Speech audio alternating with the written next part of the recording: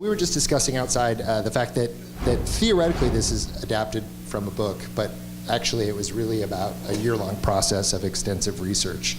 Could you just talk a little bit about that? Yes, well the thing is that it's a really, really famous true story, obviously. It's a very famous story in Denmark. And when we thought about doing this, we started looking through all the novels that have been written, and there was one in particular that we liked. But then after doing about a year of research on the real story using, real accounts and historians and letters from the time, we decided that we would rather sort of write our own script, our own version, which was closer, I think, to the truth than the novel we originally bought the rights to. Now, Dr. Struensee is still seen as somewhat of a controversial figure, correct? Yes. Can you talk a little bit about how you chose to characterize him? Well, he's not that controversial anymore. I guess he was really controversial back in those days, where he was seen as the villain, obviously. But then throughout a couple of hundred years, I guess, the historians have sort of figured out who he really was and what his ideas were, and this is sort of pretty much the accepted version of the story, of the events as they happened. Talk a little bit about the mirror that this holds up to our current, not just in America, but global political situation. Well, I was definitely most attracted to the political aspects of this story when I sort of started researching it and even thought about doing it. I've done one political film before, or a political thriller back home. So I was very interested in that aspect, and I think it's quite interesting to notice that human nature doesn't really change, and that the politics don't really change. It's the same things that are going on back then, the same discussions they had back then that we still have now, not only in American politics, but also in Denmark and Europe and the Middle East, with all these things. And some people have asked me if this is an Obama metaphor. I do see this as a sort of a cry for the sort of politics that, I guess you could say that Obama stands for now. That I believe that we should help people who don't have that much. We should. I believe in freedom. I obviously believe in freedom of speech, which is a big thing here as well as in Denmark. And so a lot of these ideas, I just find it very interesting that some of the methods that the politicians are using in this film to bring down their opponents are almost the same methods that they're using today, is to take sort of not their ideas or ideologies, but just take something bad about their personality, in this case an affair, and sort of shift the perception of an entire nation to view him as a bad guy, when all he was doing was actually trying to help them. He was really, really trying to help the people. And I think that's the big tragedy of Struensee's story. He came to court as a small-town doctor.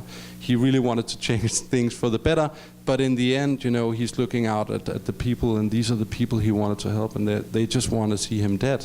And I think that's horrible. And I think that's still not with the decapitation, but some of these methods are still happening today in politics, unfortunately. You strike this really interesting balance in the film between the unreal beauty of the court scenes while still achieving a certain earthiness to it that keeps it from becoming stodgy costume drama. I just wondered how you could talk about what your models were, what were the films that you watched while you're preparing for it, and how you sort of found that balance as an aesthetic. Well, instead of maybe talking about models, well, I could talk about some models. I did look back. It's a kind of an old school film, I did look back at some rather old films of the 40s and the 50s, and I do enjoy, the old epics, Gone with the Wind. I do love David Lean's films, for instance, which we did not have the budget to match anything of that kind. But then again, we also wanted to really keep a very intimate narrative, and I really wanted to be close to the characters and not have it feel like an objective, historic piece.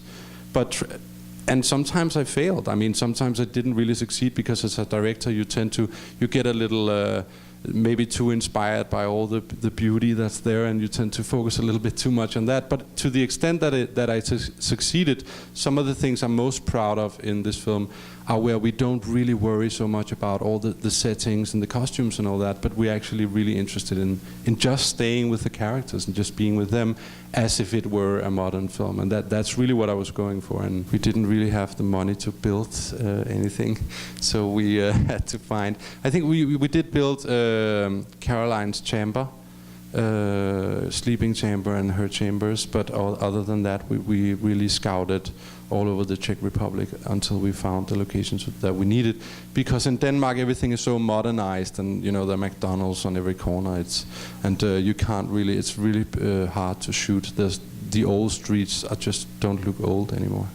I was wondering how you started filmmaking. Like, what was the thing that inspired you to create something so like this? I was a child of divorced parents. I'm getting personal now. I have no idea why. Probably I've spent too much time in LA. I was a child of divorced parents, and I was one of the ways that I sort of cope with that was go to the movies a lot when I was very young, and often alone. And then I saw E.T. I think at the age of 10, and that sort of, and from that moment I was hooked. I guess I went out and bought a Super 8mm camera and started filming with my E.T. puppet, small stop motion animatics, and I was sold. I guess I was just in love with the concept of storytelling and getting your emotions and your feelings and your ideas about the world out through fiction storytelling, which I think is extremely powerful. It's a wonderful world to live in, and it's a very gratifying, sometimes not so gratifying, but sometimes quite nice, way of expressing yourself.